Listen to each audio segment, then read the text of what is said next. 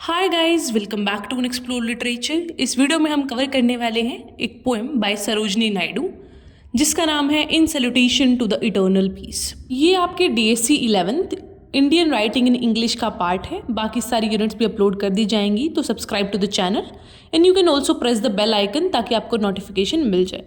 Alright, so now without wasting much of your time let's start the topic. बात करें poet की तो सरोजनी नायडू का जो बर्थ है वो हुआ था 13 Feb 1879 हैदराबाद इंडिया के अंदर।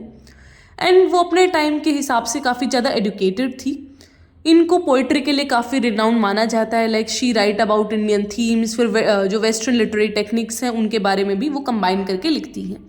उनके फेमस वर्क्स में आता है the golden threshold, the bird of the time. वो काफ़ी एक्टिव भी रही हैं पॉलिटिक्स के अंदर, तो उनका एक मेजर रोल देखने को मिलता है इंडियन फ्रीडम स्ट्रगल में। प्रोमिनेंट लीडर्स के साथ उन्होंने काम किया है, जैसे कि गांधी जी और जवाहरलाल नेहरू। वो फर्स्ट फीमेल प्रेसिडेंट थी इंडियन नेशनल कांग्रेस की 1925 के अंदर। She was also a social reformer, तो उन्होंने एडवोकेट करा वुमेन राइट और उनकी एजुकेशन के लिए। तो उन्होंने काफ़ी ज़्यादा एक प्रोमिनेंट रोल प्ले किया है हमारी पूरी जो इंडियन डेवलपमेंट है और इंडियन नेशनल मूवमेंट है उसके अंदर। ये जो पोएम है वो बात करता है beauty and serenity of nature की, कि कितना ब्यूटीफुल और शांत है नेचर।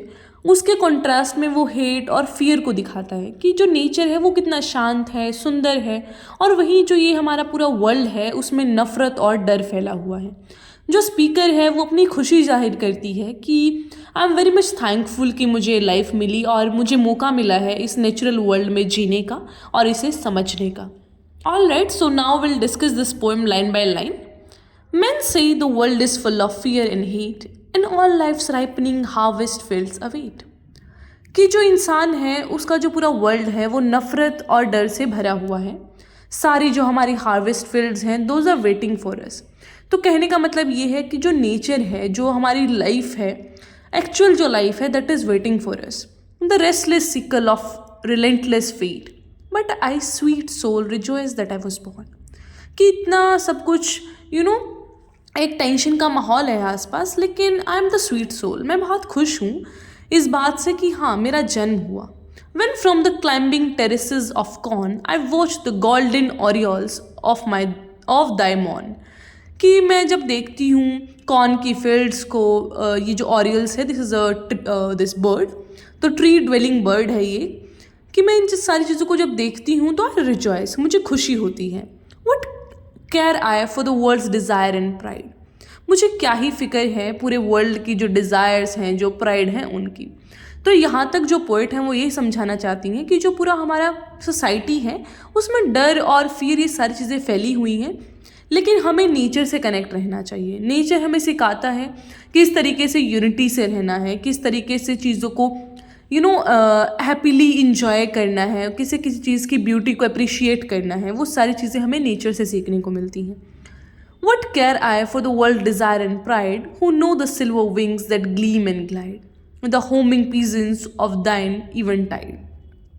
कि मुझे कोई फिक्र नहीं है इस वर्ल्ड की डिज़ायर की, प्राइड की। I mean to my own things. मैं जो नेचर की चीज़ें हैं, पीजेंट्स हैं, जो फील्ड्स हैं, डिफरेंट बर्ड्स हैं, मतलब जो भी नेचर से जुड़ी हुई चीज़ें हैं, मैं उन सबको रिजॉइस कर रही हूँ। मतलब मैं उन चीज़ों को देख के खुश हो रही हूँ। I am happy with that. फिर आगे वो बोलती हैं, what care I for the world's loud weariness, who dream in twilight granaries दो ब्लेस। तो शी इज सेइंग कि जो ये सारा वर्ल्ड है वो पूरा टायर्डनेस से भरा हुआ है। मतलब किसी के अंदर वो एंथुजियाज्म नहीं बचा है, कोई खुश नहीं है, बस सारे अपनी पॉलिटिक्स बाजी में लगे हुए हैं। तो this kind of theme is presented है विद डेलिकेट शीव्स ऑफ मेलो साइलेंसेस। शीव्स का मतलब होता है एक बंडल, या तो पेपर का बंडल कह लो, या फिर यहाँ पे बट कॉर्न के बंडल को यहाँ पे रेफर किया गया है। से shall I heed dull presages of doom. कि जो सारी चीज़ें हैं, जो वार्निंग्स हैं, this are all the warnings of doom, की कुछ बुरे की खबर है ये सारी चीज़ें। जो भी हम सारे अपने नेचर की चीज़ों को छोड़ते जा रहे हैं, we are getting involve in to dirty politics and all the hatred. तो इन सारी चीज़ों से हमारा एक जो सर्वनाश है ना वो हो रहा है। और dread the rumoured loneliness and gloom, the mute and mythic terror of the tomb. कि हमारे अंदर है ना जो लोनलीनेस भर गया, हम अकेला फील करते हैं, ग्लूम, वी आर अनहैप्पी। तो ये जो सारी चीज़ें हैं वो बहुत ज़्यादा बढ़ गई हैं, हर जगह बस टेरर है। For my glad heart is drunk and drenched with the, कि जो मेरा दिल है ना वो तो नेचर से ही बहुत ऐसा खुश मिजाज हो गया है। I am very much connected to nature, वो in most wind of living great happiness, कि जो मेरा बॉडी है ना, जो मेरा इनर सेल्फ है, that is very much happy because of this nature. वो बिल्कुल गदगद हो गया है because of this wind blowing. तो सारी नेचर की चीज़ें हैं, कोई बर्ड, कोई कॉर्नफील्ड, तो इन सारी चीज़ों से वो बहुत खुश हो रही हैं। कि एक साइड तो देखो कितना डर का माहौल है, कितनी हेट्रेड चल रही है, रिलीजियस इंटॉलरेंस है, कास्ट का इंटॉलरेंस है, तो बहुत सारी चीज़ें हैं। लेकिन on the other hand it is the nature जो कितना सरीन है, ब्यूटिफुल है, कितना नेचुरल है ये सब कुछ। और इंटीमेट एसेंस ऑफ एटर्निटी, तो ये सारी चीज़ें कितनी एटर्नल हैं, कितनी अच्छी हैं ये चीज़ें। With this note she ends the poem. अब बात कर लेते हैं थीम्स की। तो सबसे इम्पॉर्टेंट थीम है नेचर एंड द डिवाइन। तो जो पूरी पोएम है उसके अंदर इमेजरी दिखाई गई है नेचर की और स्पिरिचुअल जो डिवाइन कॉन्सेप्ट्स हैं उनकी, कि किस तरीके से जो लिविंग बींग्स हैं उनको इंटरकनेक्टेड रहना चाहिए with the nature. Then is transcendence. तो यहाँ पे एक जो आइडिया है ट्रांसीडेंस का वो दिखाया गया है कि किस तरीके से we can attain the higher state of being या फिर कॉन्शियसनेस, जब हम ये जो सारा पीस है, हार्मनी है, उसको अटेन करने की कोशिश करेंगे इस मटेरियल वर्ल्ड को छोड़ के। देन इज यूनिवर्सल हार्मनी, कि हमें जो कल्चरल, रिलीजियस और जो भी हमारे डिफरेंसेस हैं उनको मिटाना चाहिए। We should be universal for the quest of peace, desire. तो हम सबको मिलजुल के ऐसा रहना चाहिए। This is the idea which she gives in her poem. फिर बात करते हैं डिफरेंट अप्रोचेस की। तो सबसे पहला है सिम्बलिज्म और इमेजनरी। तो जो अलग अलग क्रिटिक्स हैं उन्होंने काफ़ी ज़्यादा प्रेज़ किया है सरोजनी नायडू को उनके सिम्बलिज्म के यूज़ के लिए, कि आपने कितने अच्छी तरीके से सारी इमेजनरी का और सिम्बल्स का यूज़ किया है डिपिक्ट करने के लिए थीम ऑफ पीस को। Then is rhythmic flow.